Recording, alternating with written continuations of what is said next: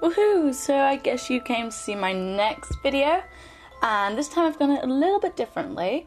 I decided that I wanted to show more of the sketching process I go through, seeing as that we haven't really seen that yet. So usually I start off with some thumbnail sketches. This time I've only done one because it's kind of like a redraw from one of my really old drawings that I did of Natsuki, who is my first ever character. So I just wanted to show the process and her development, really, because this is what this video is mainly about. It's about character development and character design and storyboarding. So I am very sorry about the sketch. I did it on my iPhone, so it's not amazing and it hasn't got every single detail that I've sketched because I just don't have enough memory on my mobile. So you will see a couple of cuts and not the whole sketch, so I'm very sorry about that.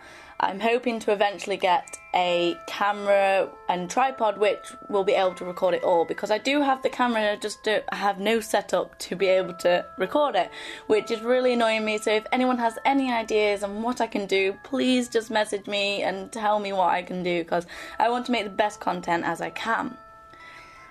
Okay, so we have now got onto the colouring. I've scanned it in and I've digitalised it.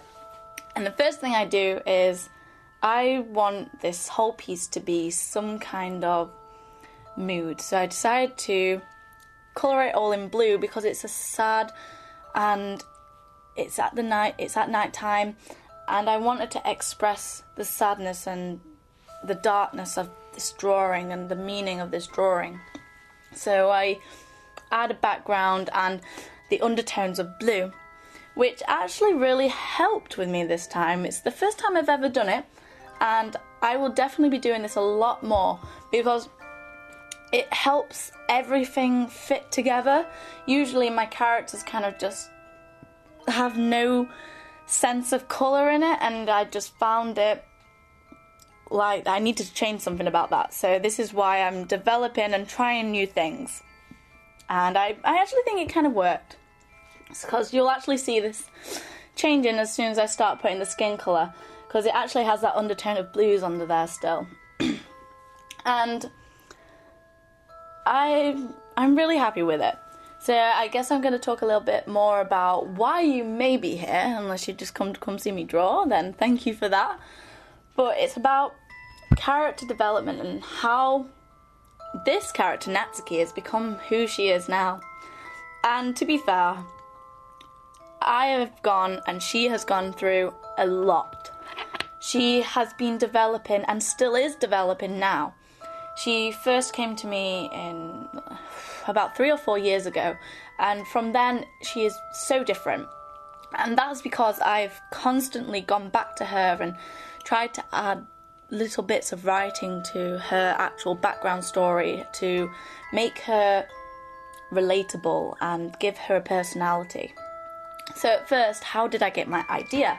To get an idea, I usually think about something I enjoy, something I like, something that inspires me, and that is the Victorian era.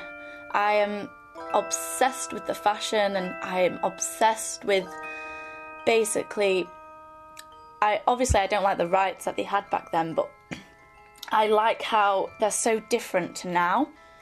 So I looked into the history. That's a good thing you always have to do. You have to look at the history so you get the right details. And so at first she was a normal Victorian woman in a corset and a dress.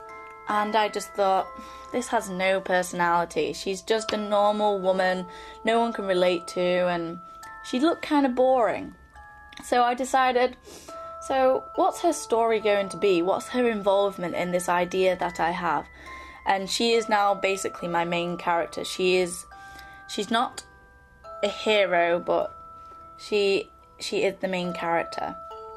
And so I decided I wanted to have some traits that weren't perfect, because no one is perfect. So I just write down some keywords which I want to enhance in my drawings. So she's very tomboyish, which is why I kind of looked at the styles of, I looked at men's styles, and they always wear waistcoats and they had cuffs, and so I wanted to enhance this in her because she's more of an active and boyish girl. She's not flamboyant, but I wanted to keep some girl elements, which I hope you can see, because some people don't, and I'm not offended by that, but she is a girl, if you didn't know. And then what I do, I go back to my story and I think about who is she? What relations does she have with everyone else in my story? How does she link? And basically, she had her family, and you can learn about her story if you go onto my Instagram about how she became who she is now, because the person she is now was different from here about 2 weeks ago, because she was in an asylum. She was seen to be crazy, and the treatments they used to do in the Victorian eras is how people became crazy, because they were brutal. And that's how I developed her. I developed her through her pain, and it sounds brutal, but it's kind of fun.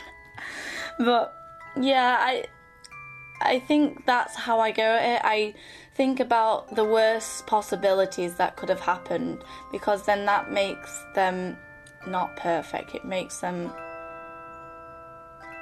more relatable, because she is lonely and she has lost people dear to her, and I think that's what makes her who she is.